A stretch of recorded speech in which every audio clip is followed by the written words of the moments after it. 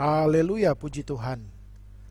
Kita jumpa lagi di video yang ketiga. Terima kasih buat saudara yang terus mengikuti pembelajaran pada video yang ketiga ini. Nah, ketika kita belajar tentang sejarah pendidikan agama Kristen, kita tentunya harus merunut kembali cikal bakal pendidikan agama Kristen itu sendiri. Dalam video yang pertama dan video yang kedua, kita sudah melihat bahwa kebudayaan Yunani dan kebudayaan Romawi mempengaruhi apa yang akan membentuk nanti dalam pendidikan agama Kristen. Demikian halnya tidak dapat dipungkiri bahwa kebudayaan Yahudi, pendidikan Yahudi itu cukup dominan yang akan membentuk sendi-sendi pendidikan agama Kristen itu sendiri. Nah, saudara, satu hal yang tidak bisa dilepaskan dari pendidikan agama Kristen, bahkan hal yang fundament, hal yang esensi, hal yang utama dari pendidikan agama Kristen itu adalah satu pribadi yang kita tidak bisa lepaskan begitu saja dari ketika kita belajar tentang pendidikan agama Kristen. Sebab apalah artinya kita belajar tentang pendidikan agama Kristen tanpa menyebutkan pribadi ini. Itu sebabnya pribadi inilah yang akan menjadi sentral, yang akan menjadi tokoh utama dalam video yang ketiga ini ketika kita mempelajari pendidikan agamawi dalam Perjanjian Baru. Demikian judul bab kedua dari bukunya Robert Boyke ini ya. Ketika kita belajar tentang sejarah pendidikan agama Kristen, sejarah perkembangan pikiran dan praktek pendidikan agama Kristen. Siapa dia pribadi yang saya sebutkan? Yesus Kristus. Haleluya, puji Tuhan. Yesus diakui sebagai guru agung ya. Semua pembahasan pendidikan agama dalam Perjanjian Baru sepatutnya dimulai dalam diri dan pribadi Yesus Kristus. Nah, saudara, pendidikan, ketika kita belajar tentang pendidikan dalam konteks Perjanjian Baru, kita pasti akan belajar tentang Yesus itu sendiri ya. Nah, pertama kita akan melihat bahwa Yesus adalah buah dari pendidikan agama Yahudi. Di video yang kedua tadi saya sudah singgung bahwa Yesus ini pun sebenarnya tidak mengherankan ketika dia mengajarkan atau ketika dia ada di Bait Allah umur 12 tahun dia mengajar, karena dia juga belajar ya. Selayaknya anak-anak Yahudi, Yesus juga belajar. Yang menarik saudara, ketika kita merunut kembali, siapa sebenarnya Yesus? Dalam konteks dia adalah Allah, dia adalah anak Allah ya. Tidak membuat dia itu untuk tidak belajar, saudara. Itu yang luar biasa. Itu sebabnya kita lihat dulu Ibrani pasal yang kelima ayat yang ke-7 sampai ayat yang ke-9. Penulis kitab Ibrani mendeskripsikan, menggambarkan, memaparkan Yesus dalam kehidupannya sebagai manusia. Dalam hidupnya sebagai manusia, ia telah mempersembahkan doa dan permohonan dengan ratap tangis dan keluhan kepada Dia yang sanggup menyelamatkannya dari maut. Dan karena kesalehannya ia telah didengarkan. Dan sekalipun ia adalah anak, ia telah belajar menjadi taat dari apa yang telah dideritanya. Dan sesudah ia mencapai kesempurnaannya, ia menjadi pokok keselamatan yang abadi dari semua orang yang taat kepadanya. Saudara perhatikan frase atau kalimat ia telah belajar menjadi taat. Nah, kata ini atau frase ini menunjukkan bahwa identitas Yesus sebagai Allah, sebagai anak Allah ya, identitas ilahi itu tidak membebaskan dia dari keharusan untuk belajar, saudara. Ini yang luar biasa. Bahkan ketika kita belajar dalam bagian daripada apa yang Yesus sampaikan ya, dalam khotbahnya di bukit, Yesus pernah berkata bahwa dapatkah orang buta menuntun orang buta? Dan ayat selanjutnya, saudara, Yesus berkata seorang murid tidak lebih daripada gurunya, tetapi barang siapa telah tamat pelajarannya akan sama dengan gurunya. Ketika dia mengajarkan ini kepada murid-muridnya, kepada orang banyak yang mendengar, artinya apa? Yesus ingin menyiratkan atau Yesus ingin menyampaikan sesuatu yang tersirat bahwa dia juga belajar, ya. Dia juga menyelesaikan pelajarannya, dan dia juga mempunyai guru. Dengan kata lain, murid-murid tidak boleh mengharapkan mendapatkan pengetahuan dan pengertian dengan cuma-cuma. Sebab Yesus pun mendapatkan pengetahuannya yang mendalam melalui usaha yang sungguh-sungguh dan memeras keringat. Kita tidak usah kejar lagi siapa guru daripada Yesus, ya tentu pengajar-pengajar Yahudi, ya. Tapi intinya kita mendapat di sini bahwa sebagai seorang manusia, anak manusia, manusia seutuhnya, Yesus pun belajar, dan dia adalah buah dari pendidikan agama Yahudi. Dan yang berikutnya, saudara, kita melihat bahwa Yesus sebagai seorang guru. Yesus diakui sebagai guru agung. Karena semua pembahasan tentang pendidikan agama dalam perjanjian baru selalu dimulai dari pribadi Yesus. Satu hal yang menarik ketika kita melihat ataupun memperhatikan Alkitab setelah Yesus dicobai oleh iblis dalam Lukas pasal yang keempat, kita melihat setelah itu Yesus mengajar, ya. Yesus mengajar di rumah-rumah ibadah, di sinagog, saudara, ya. Mungkin menjadi pertanyaan, kenapa segampang itu Yesus bisa punya akses untuk mengajar? Kenapa bisa segampang itu Yesus berdiri di depan orang banyak di mimbar, ya, membacakan kitab Nabi Yesaya, kalau kita melihat dalam Lukas pasal yang keempat ayat yang ke-16 dan seterusnya, saudara. Tentu bukanlah perkara yang gampang, atau saya meyakini tidak sembarang orang bisa punya akses untuk ada dalam sinagog, bahkan terlebih daripada itu untuk bisa mengajar, saudara. Sebagaimana gereja juga, ya, punya peraturan-peraturan tertentu. Tidak sembarang orang bisa berdiri di mimbar. Orang-orang yang sudah punya latar belakang teologi, sudah sekolah Alkitab, atau setidaknya sudah menjadi pelayan Tuhan. Dan kita juga meyakini, kita tahu juga bahwa orang Yahudi ini punya adat istiadat, punya tradisi yang sangat ketat. Sebelum mereka dibuang ke Babel, ketika bait Allah masih ada, ya, itu orang-orang tertentu, orang-orang Lewi yang bisa punya akses untuk melayani di bait Allah. Tentu tradisi ini terpelihara, tidak sembarang orang untuk bisa mengajar di sinagog. Itu sebabnya menjadi pertanyaan, kalau Yesus bukanlah siapa-siapa dalam konteks dia sebagai manusia, tiba-tiba dia datang ngajar, saya rasa tidak seperti itu. Tetapi Yesus harus punya satu keabsahan, harus punya suatu legitimasi yang menyatakan bahwa dia memang seorang pengajar.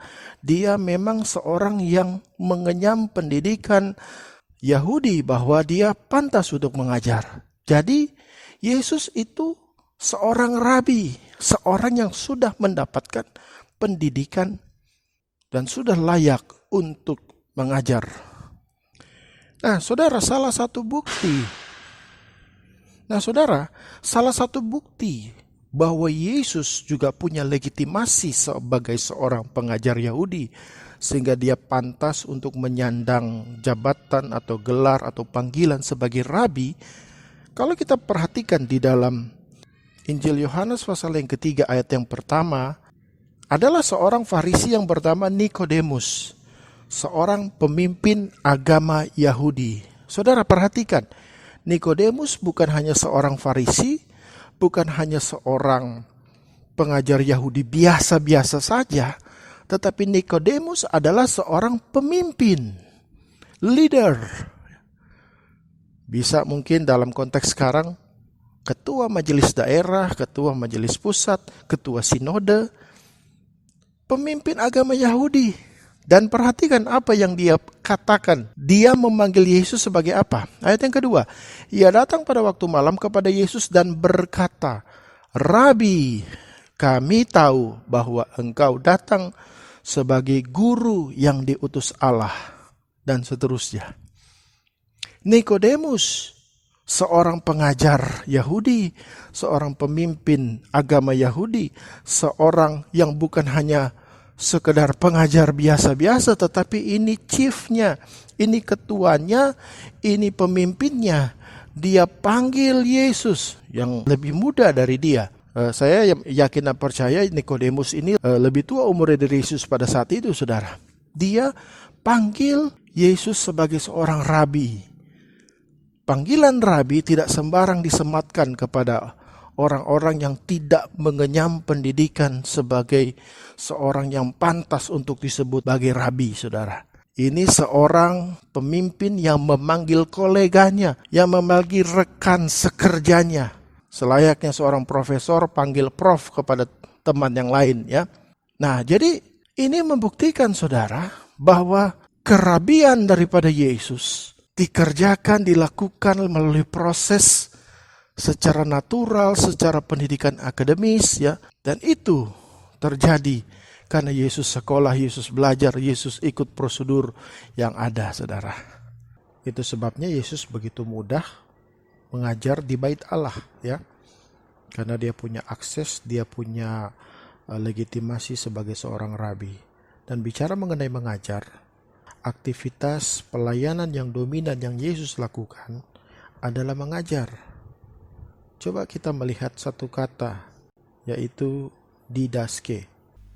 Bahkan kalau kita mau lihat, ya, kata didaske dengan berbagai bentuknya dalam Injil Matius itu dipakai 9 kali, 15 kali dalam Markus dan 8 kali dalam Injil Yohanes.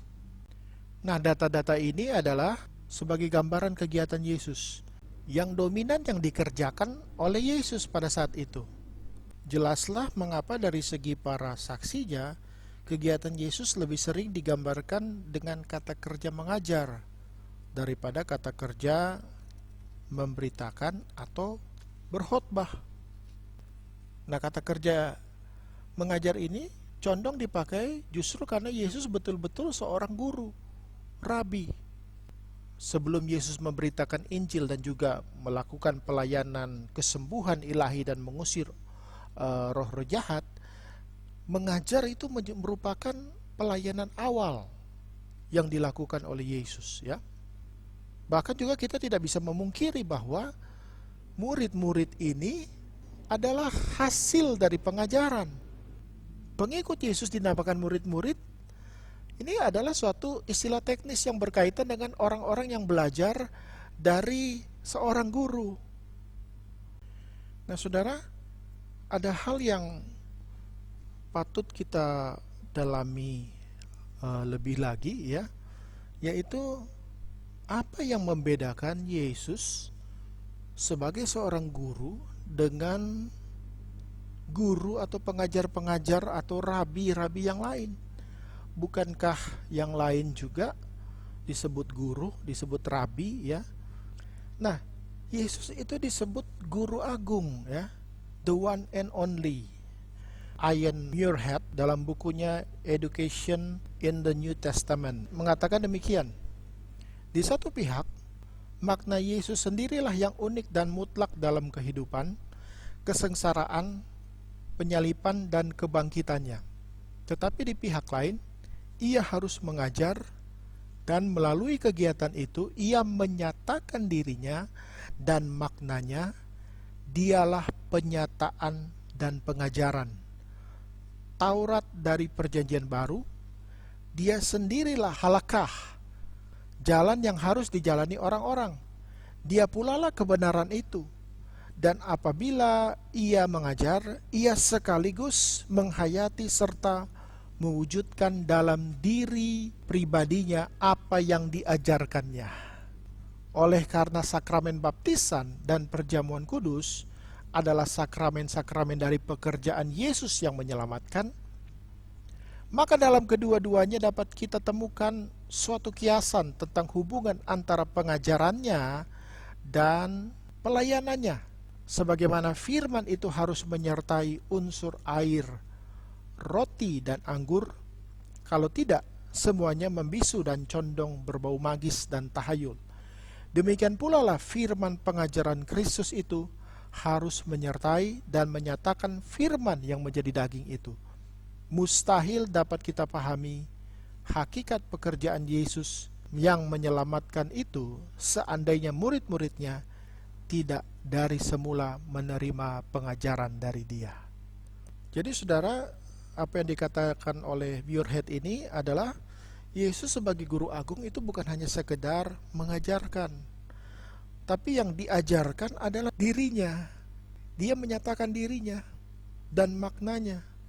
Bahkan bukan hanya itu saja, sebab karena Dia adalah kebenaran, Dia juga menjalani dan menghayati apa yang diajarkannya. Jadi kenapa kita sebut Yesus sebagai guru agung? Bukan hanya sekedar mengajar, tetapi bahan ajar itu adalah Dia. Dia menyatakan dirinya. Dia menyatakan Dialah yang sudah dijanjikan oleh Allah melalui nubuatan para nabi, dan Dialah kebenaran yang datang ke dunia ini, dan Dia juga mewujudkannya di dalam tindakan nyata. Dia melakukan baptisan air, biarlah sepatutnya hal itu terjadi, ya. Apa yang Dia katakan kepada Yohanes demikian kan? Supaya kita menggenapkan seluruh kehendak Tuhan. Jadi itu yang membedakan Yesus dari yang lain, saudara. Bukan hanya sekedar mengajar, tetapi Dialah sang bahan ajar itu sendiri, tetapi Dia juga mewujudkannya, menyatakannya lewat tindakan yang Dia kerjakan. Lengkap, tidak ada guru agung selain Yesus Kristus Tuhan. Haleluya, puji Tuhan. Nah, yang berikutnya saudara, kita akan melihat tentang gaya mengajar Yesus. Ada beberapa gaya mengajar Yesus yang ada dituliskan dalam buku ini. Ada 8 ya. Yang pertama yaitu ceramah. Ya, saya yakin semua kita sudah mengerti lah tentang metode ceramah itu seperti bagaimana. Jadi tidak usah lagi saya jelaskan. Yang kedua, dengan metode bimbingan. Selain berceramah juga Yesus memberikan bimbingan. Contohnya dalam Matius pasal yang ke-10, ke-12 murid mendapat petunjuk-petunjuk dari Yesus untuk mengusir roh-roh jahat. Kemudian menghafal ya. Nah, ini menarik saudara, karena memang tidak secara eksplisit kita melihat bahwa Yesus mengajarkan untuk menghafalkan ayat ya. Tetapi dari apa yang tersirat, kita akan tahu bahwa Yesus itu seseorang dalam kapasitasnya sebagai manusia, dia adalah seorang guru yang kuat dalam hal menghafal ya. Karena itu pun tidak lepas dari kebudayaan seorang Yahudi ya, yang dari kecil sudah terbiasa dengan menghafalkan ayat. Yang keempat, perwujudan. Metode ini dipakai oleh penulis Injil Matius terhadap pelayanan Yesus dan merupakan pendekatan khas Matius. Namun contohnya diberikan oleh Yesus sendiri. Dengan perwujudannya, Yesus mengajarkan kepada murid-muridnya bahwa diri pribadinya lah penyataan yang baru itu dan bukan hanya pengajarannya. Yang berikut, yang kelima adalah dialog. Ada banyak contoh hal yang dilakukan oleh Yesus dalam metode yang kelima ini tentang berdialog ya. Yesus bercakap-cakap dengan perempuan Sirofenisia. Yesus kemudian berdialog dengan Nikodemus. Yesus berdialog dengan ahli-ahli Taurat, orang-orang Farisi. Banyak hal ya. Yang berikutnya, yang keenam, studi kasus. Studi kasus yang dimaksud di sini adalah perumpamaan yang diceritakan Yesus, ya, parables. Yang ketujuh yaitu perjumpaan. Contohnya seperti perwira yang ada di Kaisaria Filipi.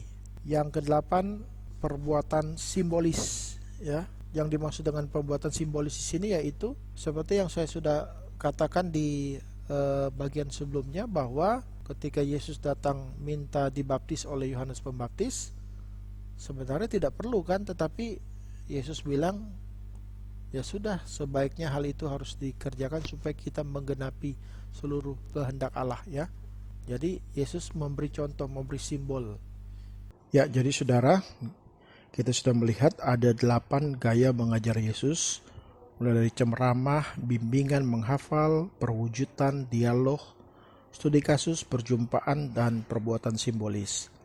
Nah, selanjutnya saudara, ketika kita melihat pendidikan agama Kristen di era terbentuknya gereja mula-mula atau di dalam perjanjian baru, setelah Yesus naik ke surga, pengajaran Yesus diteruskan oleh murid-muridnya, ke-12 rasul ya. dan juga oleh Rabi Saul yang akhirnya bertobat dan terima Yesus, yang kemudian menjadi Rasul Paulus.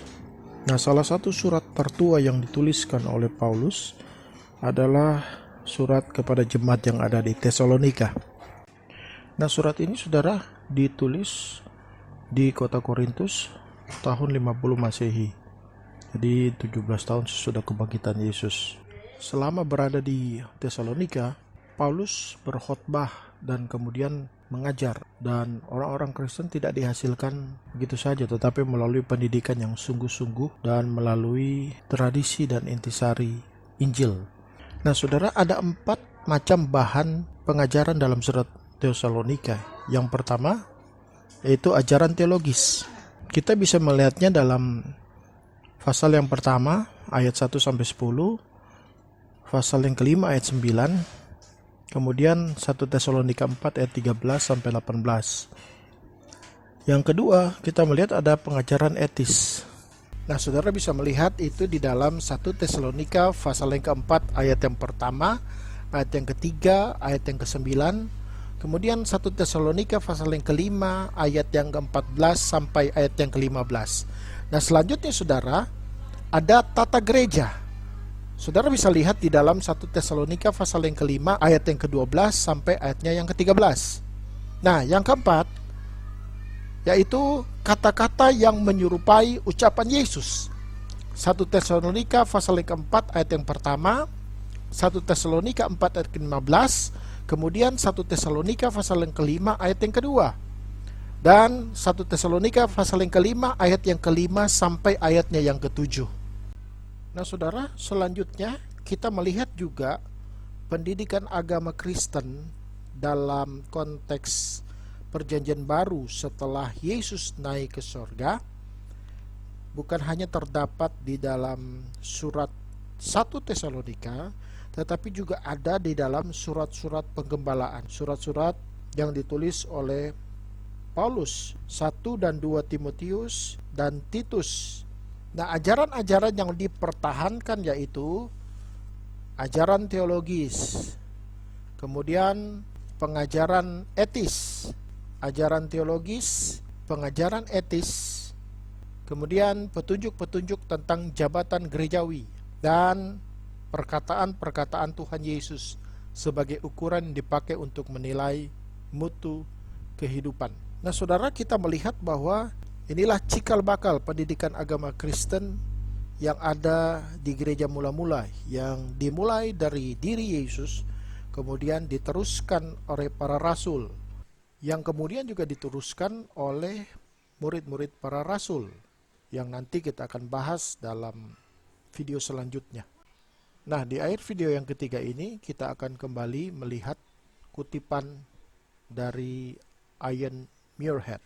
Dalam konteks pelayanan mengajar dalam gereja perjanjian baru, Muirhead mengutip sebagai berikut: pelayanan mengajar itu tidak pernah hidup sebagai usaha sambilan saja. Malahan ia selalu ada sebagai kegiatan pokok yang dilaksanakan oleh umat Allah. Sebagaimana gereja itu beribadah dan bersaksi sebagai kegiatan yang mutlak, demikian pula ia mengajar dengan hasrat yang tidak kunjung padam. Puji Tuhan, selanjutnya kita akan melihat bagian pendidikan agama Kristen dalam gereja purba. Terima kasih sudah menyaksikan video ini. Tuhan Yesus memberkati kita semua. Haleluya, puji Tuhan.